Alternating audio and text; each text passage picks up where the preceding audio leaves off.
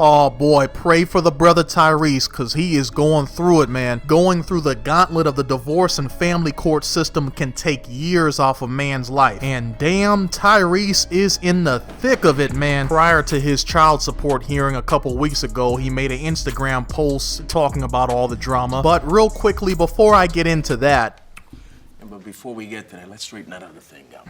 for those of you black men out there who are always on some anti-black woman kick and will take a situation and use it as an opportunity to attack all black women, miss me with that bullshit, okay? Because when it comes to dealing with a vindictive ex, especially a vindictive ex with money signs in her eyes, it doesn't matter what her race is, she will screw you over. And when it comes to this biased divorce and family court system, white men are experiencing the same bullshit. You got Joey Lawrence in the middle of a heated divorce battle right now with his vindictive ex who's trying to use the system to force him out of his daughter's life. You got Kevin Costner in the middle of a costly divorce from his greedy ass ex-wife, and her legal team are working overtime trying to get their prenuptial agreement thrown out. You got Brad Pitt in the middle of his bitter divorce from his ex-wife, left-wing Jolie. This guy's daughter just had his last name officially dropped. I would not be surprised if it comes out that Angelina Jolie has been bad-mouthing Brad Pitt to the kids, because dropping the last name, that you do some shit like that when you're deliberately trying to hurt your father. So I bring all this up just to let you brothers out there know that when it comes to this legal system, which gives women incentives to get divorced, once the lawyers get involved, it doesn't matter what race your baby mama is, you're gonna get fucked over. Now with that said, let's get into Tyrese's IG live post. I'm gonna go ahead and get my outfit together. That's good. Make sure you're looking sharp, brother. Family court is a bitch. I think I'm gonna go eat me some red lobster. That's a good choice, but I'd probably go for something a little lighter like pancakes maybe. I ain't never been arrested. Never went to jail in my life. Never. Why? Because I don't do anything illegal. I want to send this message out to all of the fathers. This is not man versus woman. Make sure I say that. Take all that shit off the table. What I love right now is that from all of the interviews that I've been doing, all of the women who are probably always going to see things through the lens of a woman. Feminists, women's group, you know, it's like, I don't care if the woman is wrong. I don't care what she doing, what she asking for, what she trying to get in alimony, trying to crack the prenup, trying to get this for child support. I don't give a fuck how wrong she is. Most women are always going to see things through the lens of women. So I feel like we're in a real place right now where I could not be more proud of the women that have been vocal and outspoken about all of this goofy shit that my ex is doing and still doing. As a matter of fact, both of my ex. I don't get along too well with my baby's mamas. I'm sure you understand that. No, I don't. I'm cool with both my baby mamas. Well, we see how long that's gonna last. As long as I wanted to.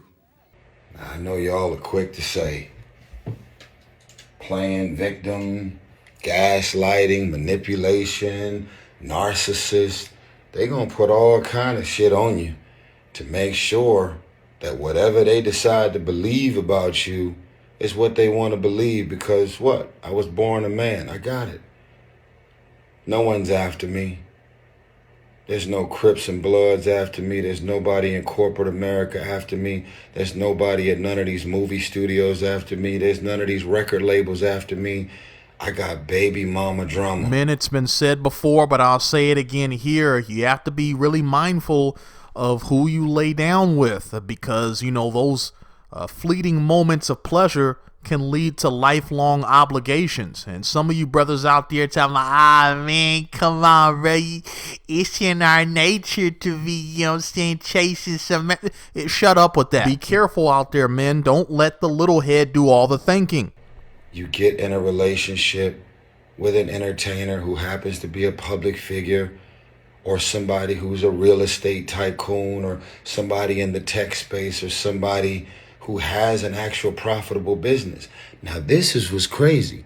Since I've been so public about all the shit that I've been dealing with, you would not, I have lost count of how many women who have walked up to me who are the high net worth individuals, the ones with all the money and the success, talking about how their ex-husband is getting alimony and how the husband is getting child support payments and the husband is getting all that he's doing, freeloading. The husband got the house. Doesn't really happen that often, but when you were born a man, you go into a courtroom and you understand clearly that there is a preset menu that says you were born a man, fuck you. Damn, ain't that the truth? And it reminds me of that scene from the Goodfellas. You remember when Paulie became a partner in the restaurant, and Henry Hill was explaining the messed up deal for the restaurant owner? But now the guy's got to come up with Paulie's money every week, no matter what. Business bad? Fuck you, pay me. Oh, you had a fire? Fuck you, pay me. Place got hit by lightning, huh? Fuck you, pay me. For a man entering family court, it's like, oh, you were a great father, have been involved in your children's lives from day one? Fuck you, pay me. That's what the preset menu says. Now, y'all, I've been laughing, smiling, having fun, doing my interviews, my vibrations and my energy has been up, and I've been over here silently and quietly in a certain capacity fighting these attacks. Why does Samantha's lawyers just request all of my bank statements? Why are they sending screenshots of my IMDb page, which stands for Internet Movie Database? They're looking up all the movies that I just did and asking for money and what's in this account and how much money did you make for Voltron Travel and how many albums have you sold and this and that. Like, leave me the fuck alone, man.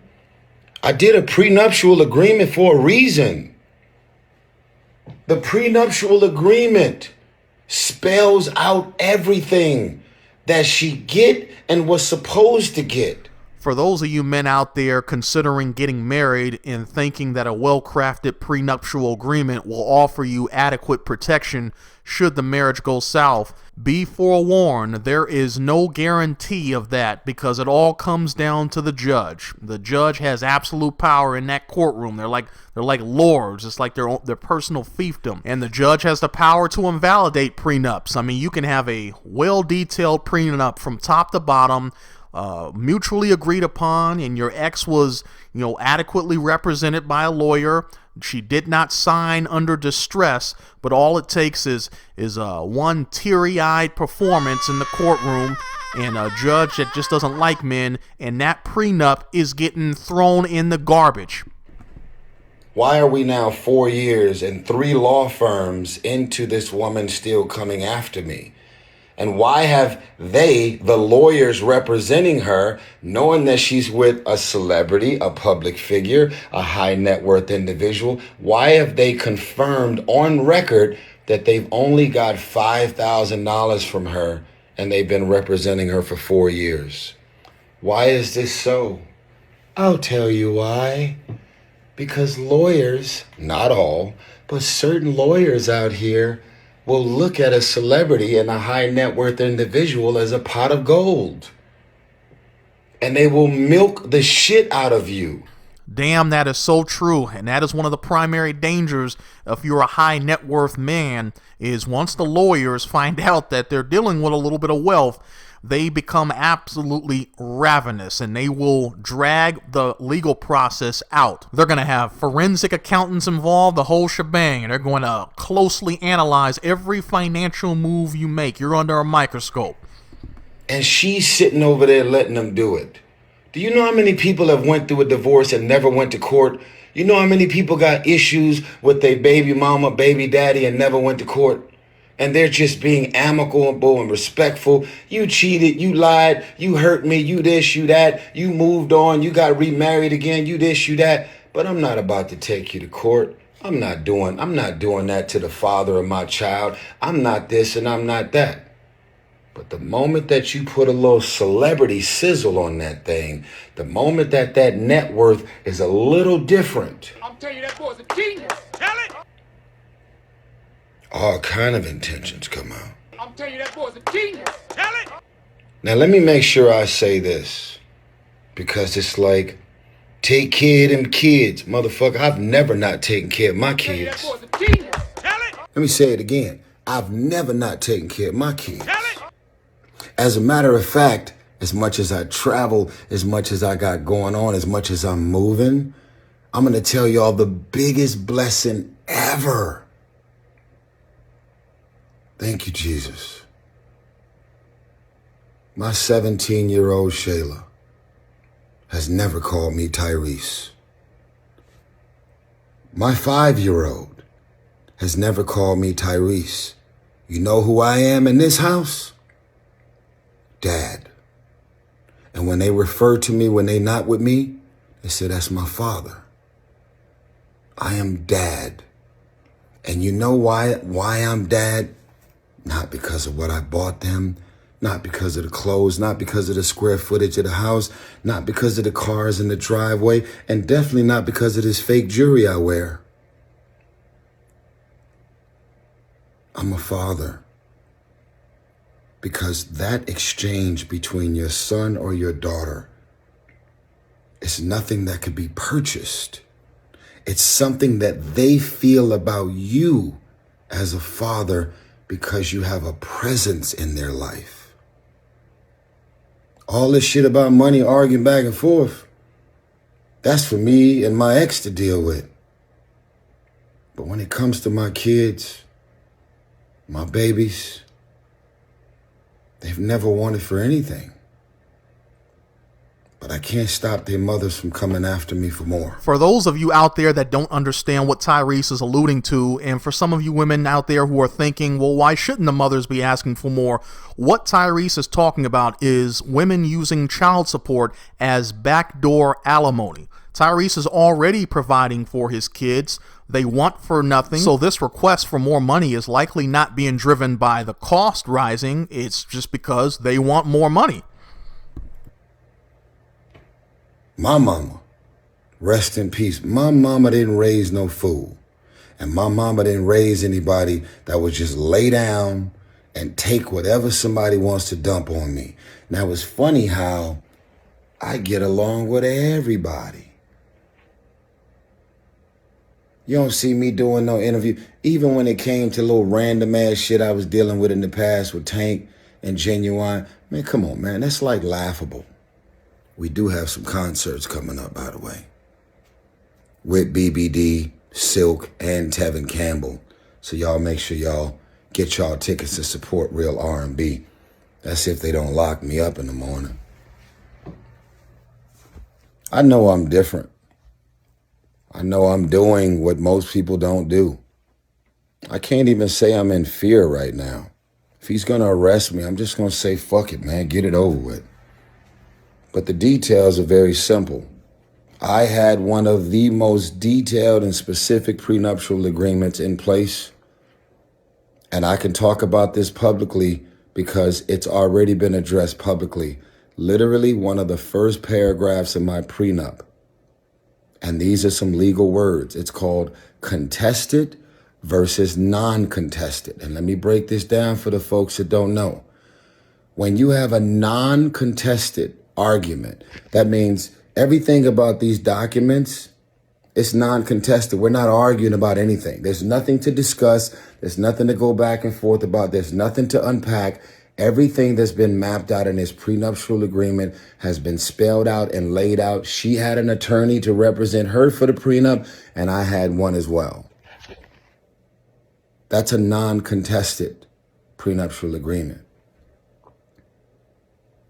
They have contested. They have said that there are certain things in the prenup that they don't feel the same way about and they want to change it. But and so now they're saying it's a non-contested prenup, and yet there's at least 15 different examples of them contesting the validity of the prenup. Yep, for you men out there who have significant assets, understand this. the non-contested prenuptial agreement that is mutually agreed upon, and she has a lawyer, she's not signing this under distress, she agrees to the terms, she will contest it at some point in the future. It is inevitable. And one of the first terms of the prenup says that if you want to argue about anything that has to do with the four corners of these documents that she signed and I signed, you're 100% responsible for your own legal fees. That's what the prenup says. You know, they trying to get me for over $1 million right now for legal fees. You know, she's hired 3 law firms. If you want to argue about the prenup, pay for your own lawyers. And when you lose, you got to pay for all of my lawyers. I got one lawyer that's been representing me from the whole time. Incredible, by the way. Tanya Mitchell-Graham. In-fucking-credible.